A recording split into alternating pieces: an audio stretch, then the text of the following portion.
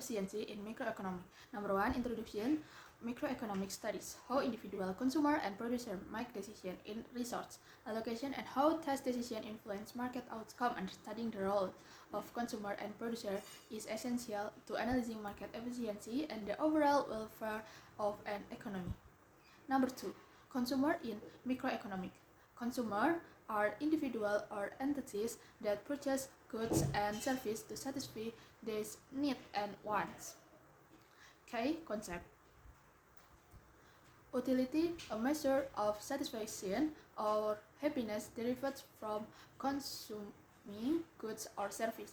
Law of diminishing marginal utility.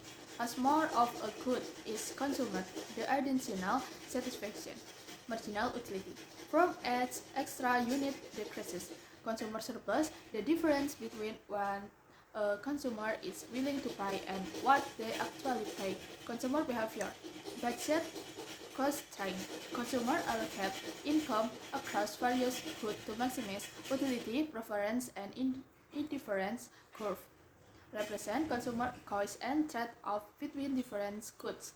Number 3, producer in microeconomy. Producer are individual or organization that create goods and services to meet consumer demand. K. Concept. Production function describes the relationship between input, labor, capital, raw material, and outputs. Law of diminishing return. Adding more of one input while keeping other constants lead to smaller increases in output. Producer surplus, the difference between the price producer receives and the minimum price they are willing to accept. Profit maximization, producer aim to maximize profit.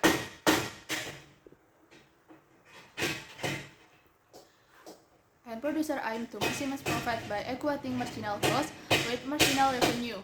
Short run vs long run. In the short run, some inputs are fixed, while in the long run, all inputs are variable. Market efficiency occurs when resources are allocated in a way that maximizes total surplus. The sum of consumer and producer surplus. Condition for market efficiency. Perfect competition, a market structure with many buyers and sellers, homogeneous products, and no barrier to entry. Equilibrium, the point where supply equals demand, ensuring no surplus or shortage. Pareto efficiency, a state where no individual can be made better off without making someone else worse off. Efficiency and market failures. That way lose a loss of total surplus due to market distortion, such as tax, price ceiling, or monopolies. Externalities, positive or negative side effects of economic activities that affect third parties. Public goods, non-excludable and non-rival goods can lead to underproduction in free market. And interaction between consumer and producer. Demand and supply. Consumer willingness to pay from the demand curve. Producer cost of production from the supply curve.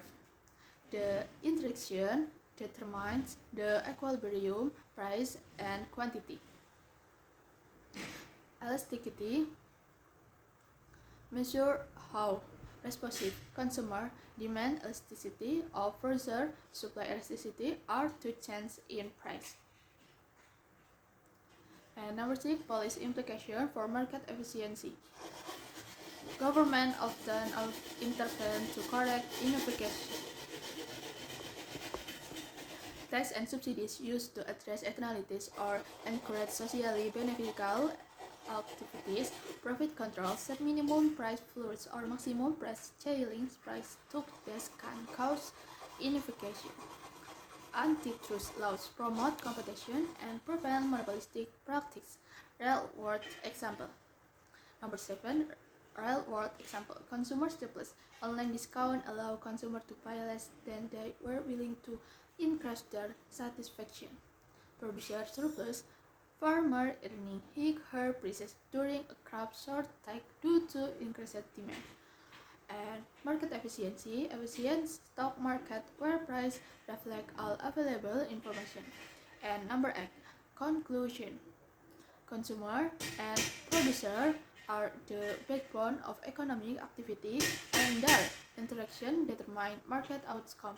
Market efficiency ensures the resources are used optimally, benefiting society as a whole. However, market failures highlight the need for intervention to align individual incentives with social welfare goals.